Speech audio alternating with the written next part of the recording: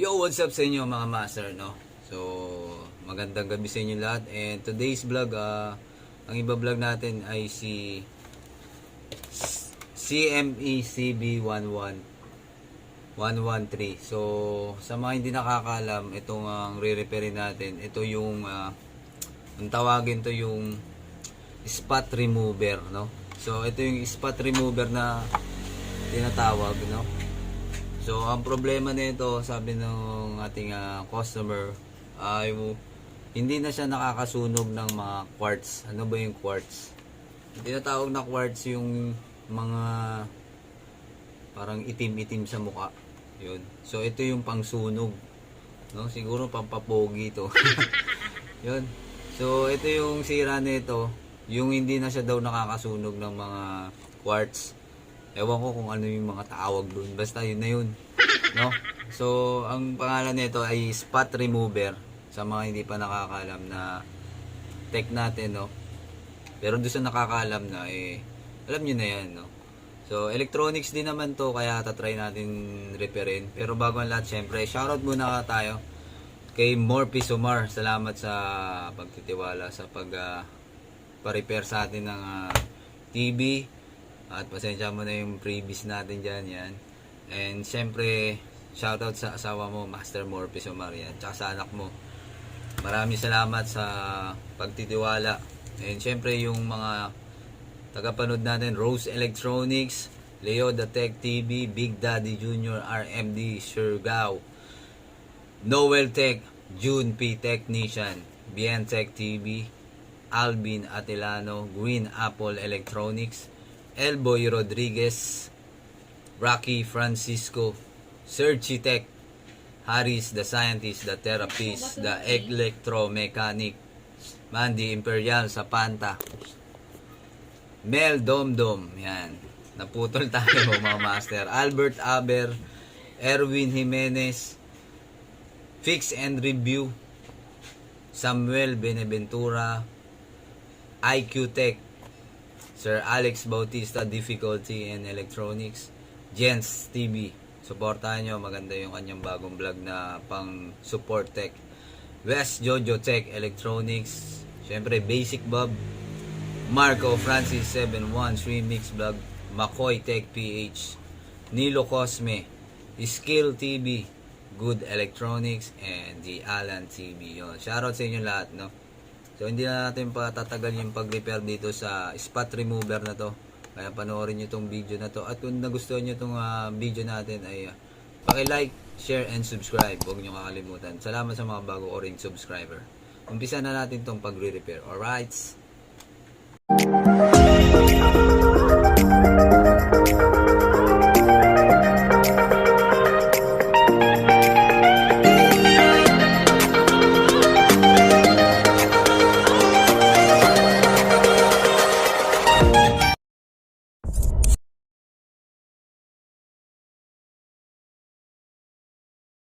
So, ito na yung CB113 ng spot remover. So, try natin saksak. Power on. Yan. Inaan lang natin kasi testingin natin dito yung kamay ko. So, ito yung kanyang test point kung tawagin natin kasi hindi natin alam kung anong tawag dito. So, dapat yan, master, pagka gininto mo yan sa balat mo, yan masusunog yung balat mo. Kumbaga, tatanggalin niya yung mga tuldok-tuldok mo o kaya yung nunal, no? So, wala siyang epekto. Yan, So, try natin buksan to. Yan, kahit na ilakas natin, todo natin yan. Yan, wala, So, try natin patayin. Check natin yung loob ng kanyang,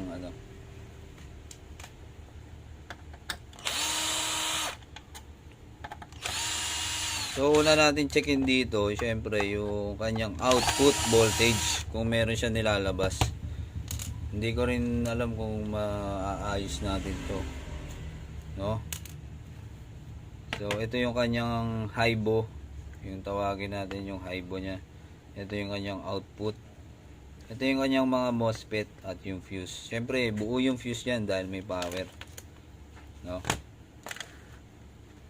So buksan na, check natin yung fuse.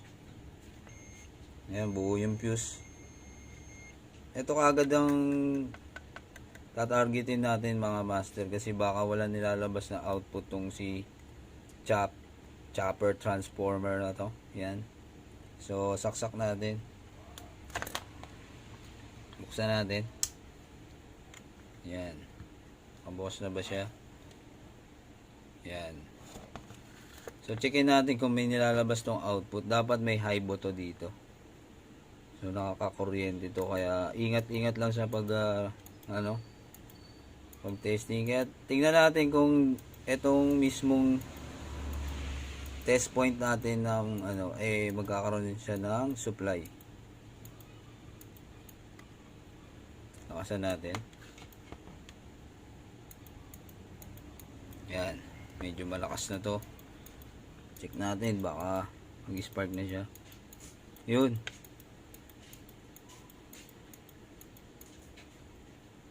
Yun, oh. Naririnig nyo ba mga master? Meron siyang output. Yun, oh, 47 volts. Ang lakas na ito. So pwede na to makasunog ng balat. So ibig sabihin good tong unit natin na to. Hindi na natin to re-repairin pag ganito, kasi okay yung kanyang output. So isa pang testing. Yan, 45 volts. Medyo mangingisay ka na yan. Lakasan pa natin. Isa pa. Isa pang testing. Ito yung ito yung ground. So may capacitor na to. Yun, lakas oh. So ibig sabihin walang problema yung unit natin mga master. So dito tayo mag-focus sa kanyang kanyang parang tester to. Hindi ko alam kung anong tawag dito sa na to. So checkin natin. Kasi wire lang to. Sa mga hindi nakakaalam, no, wire lang naman itong connection nito. Wire lang. Bali negative charge lang. Try natin. Yun, walang continuity. Wala siyang continuity. Yan. So ito yung re-repair natin. Pero meron na kaagad tayo napansin dito. Tignan muna natin dito sa kabila. Yun, nakahinang naman siya, oh. Yun, nakahinang yung wire.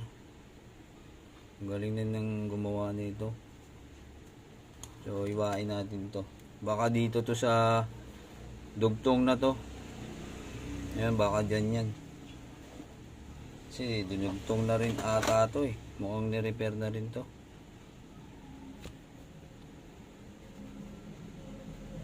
Ayan. Ayan natin. Ayun oh. Putol agad siya oh. Ayan oh. Oh, yun. Yun lang pala yun. Napakadali lang. So simple lang pala to. Wire lang pala. Parang tester lang din, no? Yan. Yun. Dalawa pala connection nito. Hindi, isa lang. Balatan na rin natin ito isa. Yan. So hinahin natin to para malaman na natin, magkaalaman na kung dyan ba talaga, dito lang ba talaga yung sira, no? So hinahin natin. Ito ay spot remover, no? Spot remover sa mga hindi nakakaalam, no? Pangtanggal ng mga quartz or mga yung tinatawag natin yung mga ano ba tawag doon, mga bugrong yata sa muka. Pwede rin sa nunal, pantanggal sa mga nunal.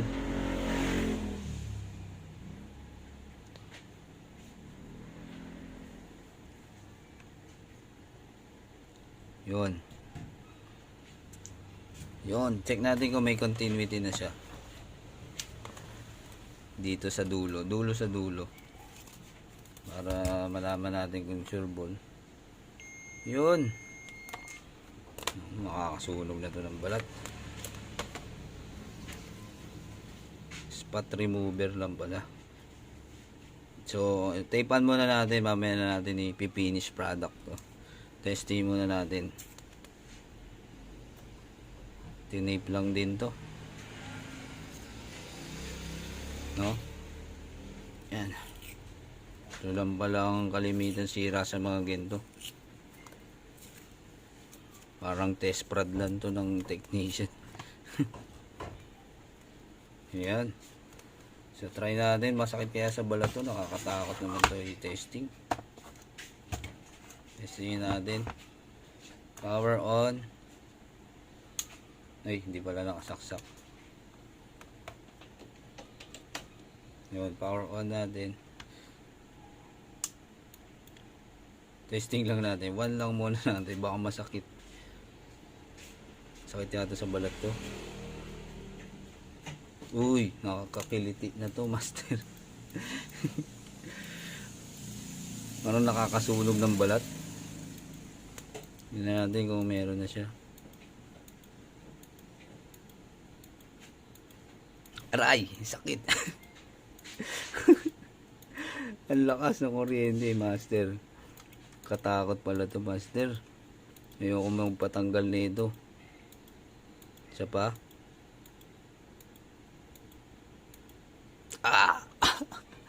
Yun.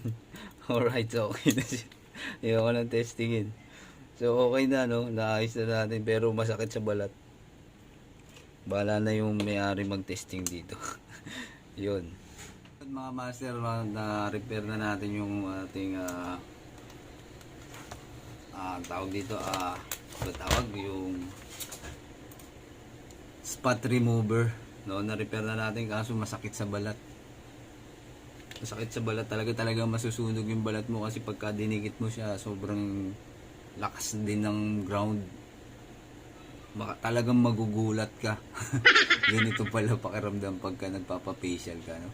So yun lang mga master, no? Sana nag-enjoy kayo sa ating basic tutorial na naman ngayong araw na to. At maraming salamat sa mga bagong subscriber. Please support our tech vloggers. And huwag nyo kalimutan subscribe, like and share. And electronic technician, huwag kalimutan supportan. Maraming salamat sa inyo lahat. This is MOJHAJO'S Technique. Signing off mga masters. Peace out mga master. Alright.